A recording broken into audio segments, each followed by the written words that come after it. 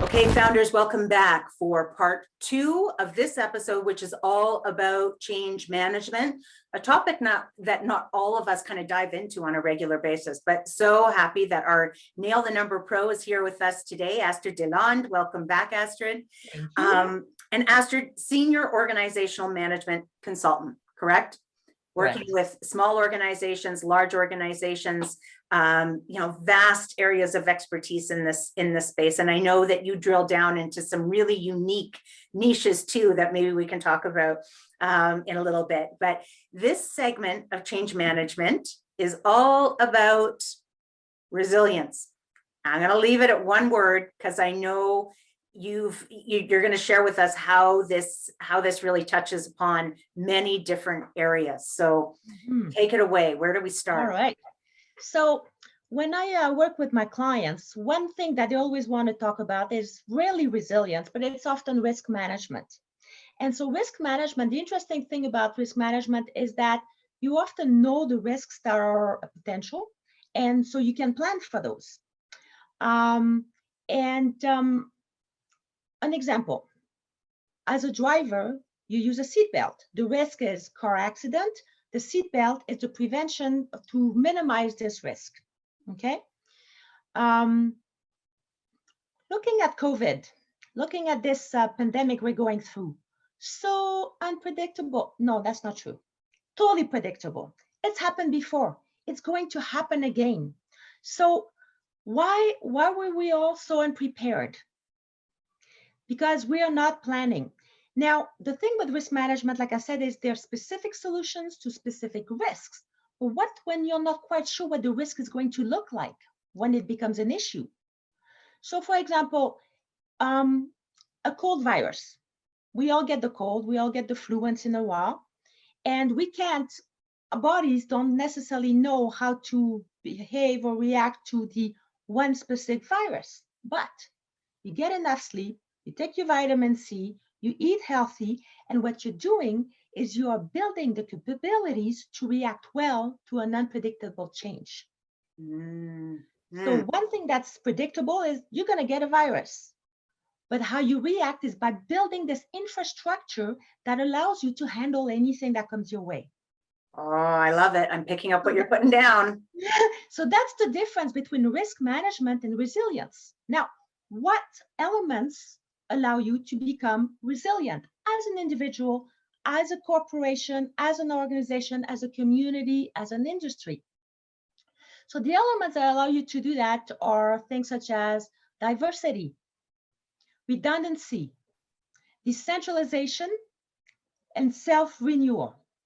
All of these things enable resiliency in nature and the ability to maintain function despite a disturbance. You're going to hear me refer to nature a few times because that's my thing. Sorry, so I think you just need to repeat that last piece because there was a lot there and I was stuck on a couple of words. Go through each one of them. I'm going to go through each one of them. Okay. Being resilient really is about having the ability to recover after disturbances or significant unpredictable changes in your environment. In nature, for example, it's a fire, a flood, a blizzard, an injury, that kind of stuff. In business, it can be innovation, competition, a pandemic, all of these things. So again, diversity, redundancy, decentralization, and self-renewal. Let's look at them individually. Okay. So what does diversity mean in business? Well, often it refers to the presence of multiple forms, processes, or systems that meet a functional need. So diversity can include a variety of behavioral, physical, or other type of responses to a change in the environment. I'm not just talking about having an equal number of male and female in the workforce, people from various cultures. That matters. That absolutely matters because it allows you to look at one thing from different points of view. But we're also talking about the diversity that allows you, again, the variety of behavioral and physical responses to a change in the environment. That's important. So we're talking about the human aspect. Yes. No, yes. Okay. Gotcha. Yeah, but also the processes, a diversity of processes. So my mind goes right away to redundancy, like redundancy, making sure there's, okay, that's a second section? That's the second one. Okay, So okay. the second one is redundancy. So that means there's more than one representative system or organism or a species that provides each function. And that Gotcha. there's overlap so that the loss or decline of one representation or function doesn't destroy the whole system. Here's a really easy example of redundancy. When I have to travel to give a presentation, of course, I take my laptop with me. I take my presentation is on my laptop. My presentation is also on the fob. And I send the presentation over to the host of the event, and I have some paper copies. Because if my computer crashes, these are redundancies. Because if my computer crashes, if I lose my fob or it gets confiscated for whatever reason at the airport, and I get there, and even my host's system goes down, I've had that. I still have my paper, and I can still offer the presentation. Yeah, always something comes up, right? Always something comes up. You have to plan for as many eventualities as possible. So two things that are coming to mind here, as my mind was still processing diversity, would it be, as it pertains to small business, I can see potentially, yes, diversity in a little bit of overlap in training and people knowing what each other's roles are, right? So they're not operating in silos. I can see potential diversity in our client base. So not 100% of our revenue is coming from one client, that we have some diversity and multiple sources of revenue. Exactly. What I love about what you're saying about redundancy, actually, my mind right away goes to the sales process. And when a client, sorry, I'm thinking one of my clients, but when a founder gets on the phone and they're making that sale, and one of the first objections is, oh, we already use someone. I can see this being a perfect opening to say, wouldn't it be great to have a backup system just in case that one person that you use wasn't available and you had some redundancy to, like, I can just see that being such a great objection matcher in that spot. It is. Okay. It is. Yeah. Okay. Two great examples. So I'm picking up what you're putting down now. I'm doing it. Now, Okay. in terms of diversity, also don't forget products, services, right? Okay. Because if your offering is one product or one service, what happens if, because of outside factors, for example, it starts being replaced by something else? Right.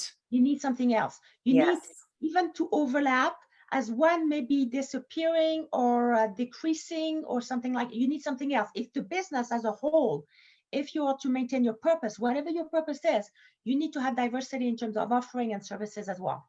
Oh, yeah. So important, right? Especially in the resource industry. You know, so many people just put everything, all their eggs in that one basket, you know, barrel goes up, or price per barrel goes up, price per barrel goes down.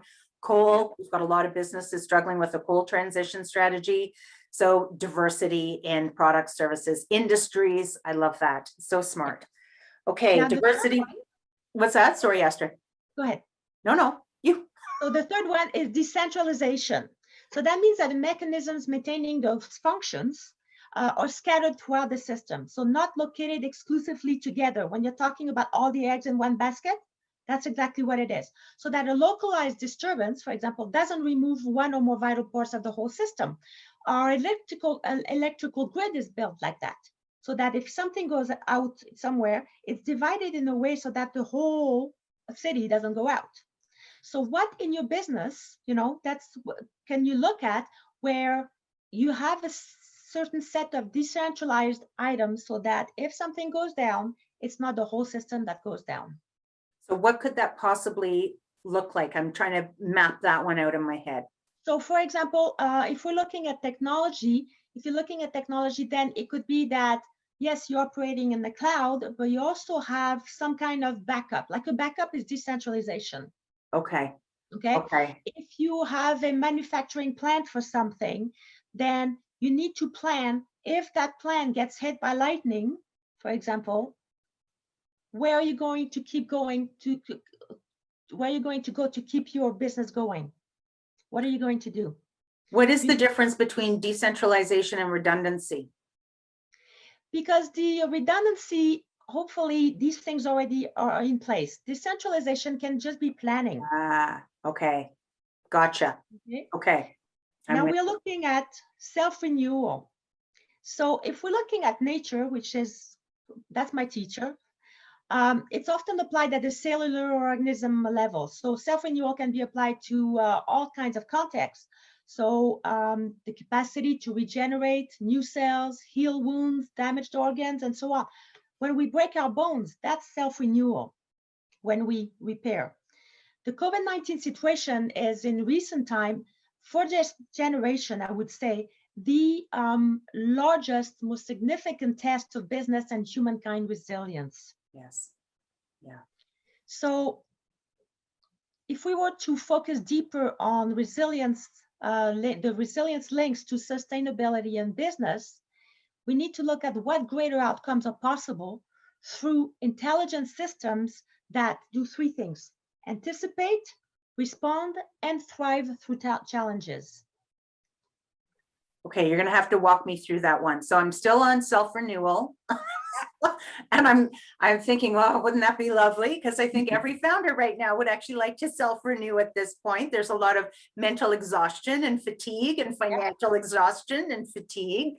So I'm with you there. I've got that piece. I can see how how that can be applied to the business. I'm missing how we figure out where we get that renewal from. From ourselves, ourselves do it automatically, but how do we do it in our business? Part 3. Okay. Okay. More to these elements. So this is the introduction and the explanation of what does it look like? What does it mean? These are the elements. This is a focus on what are these 4 elements are important to resilience. There you go. Your own resilience, your corporation, your organization, your community, your industry. Those are the things that are important for resilience to happen. Beautiful. Well, you just did the trailer for us for part 3 then. That's the spoiler for part 3, everybody. Before we get to part 3, I have a question on the risk management. I'm going back to the very beginning of this part of our episode. So risk management, you had talked about really just planning, and it kind of takes me back to another episode where it was about scenario testing on the numbers. What would happen if? What would happen if? And starting to put plans together in place for the what if. Mm-hmm. What have you seen? Because really this show is all about numbers. I need to come back to the numbers for a moment here, but from a risk management perspective, and I don't know if you have data on this. I'm curious from a budgeting perspective, because for those founders that do budget, the ones that do, they're oftentimes not budgeting that contingency. And this is why we advocate for people, founders building a profit into their, getting that bottom line, because that goes into retained earnings, which helps businesses weather economic downturns, blah, blah, blah. I say this on every episode. So every founder is probably like, I get it. But what do you see? Do you see actual businesses budgeting for emergencies? Is that a line item? Yes and no.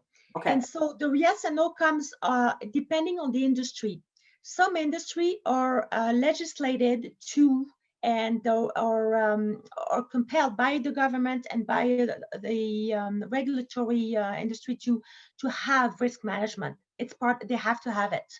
Okay. So it has to be a line item. Smaller organizations, and depending as well on the type of industry that they're in, don't necessarily have to have it. So if a small business, for example, was to say, how much would it cost me for me to implement a risk management component? It's like saying, what's the price of a house? Right. Okay. So it varies. No, it depends. Yeah. It depends on your industry, because if you're an industry that has high level of oversight, such as the energy industry, for example, then you're going to have somebody who does your risk management planning, who's going to go into all of this regulatory information and pull all this out, measure all of your behaviors within the organization, both in terms of the people, making sure that financially it's captured, like everything, even in terms of your internal audits. All of these things become part of risk management, because risk is several things. It's health, it's environment, it's financial, it is a lot of aspects to risk management. Okay. And so it really depends on the organization. So some organizations do it. Now, here's the thing. Organizations, even organizations that have done it, they get it done, they've paid a consultant, it's done. 8 years later, something hits them on the left side of the head, and they're like, okay, risk does not apply anymore. It's outdated.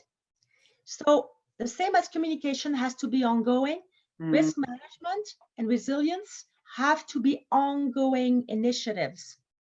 You can't just say, it's done, I put it on the shelf and I'll reach for it when I need it. It doesn't work like that.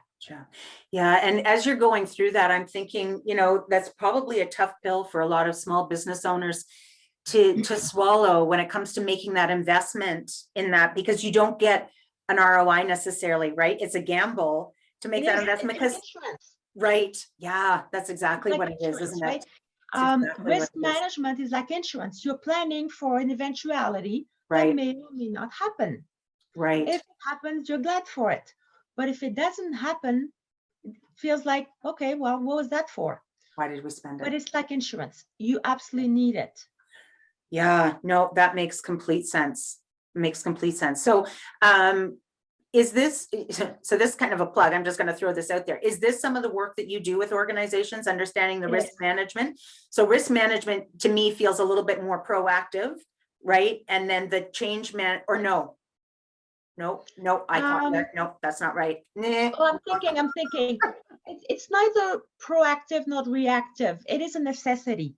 So risk, then the risk management is sorry to cut you off. Risk management is the event, and then change is how the organization then and the people within the organization react to that event. Now they feel. That's right. Okay. That's sorry, right. to cut you. If we were to go back to like wearing a seatbelt, for example, so the risk is the activity is driving a vehicle.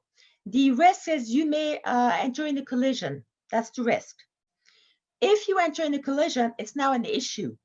It's no longer a risk, it's now an issue. But if you have a seatbelt, for example, then the seatbelt was the risk management. It's something that you do on a regular basis to prevent a worse outcome of a potential eventuality. Okay. Now, let's say that you do get into a collision and your seatbelt traps you. You can't get out. So change management comes in, okay, and resilience comes in. How do you get out of that? Did you plan to have one of those cutters in your car so you could cut your seatbelt? I have one, Astrid. Oh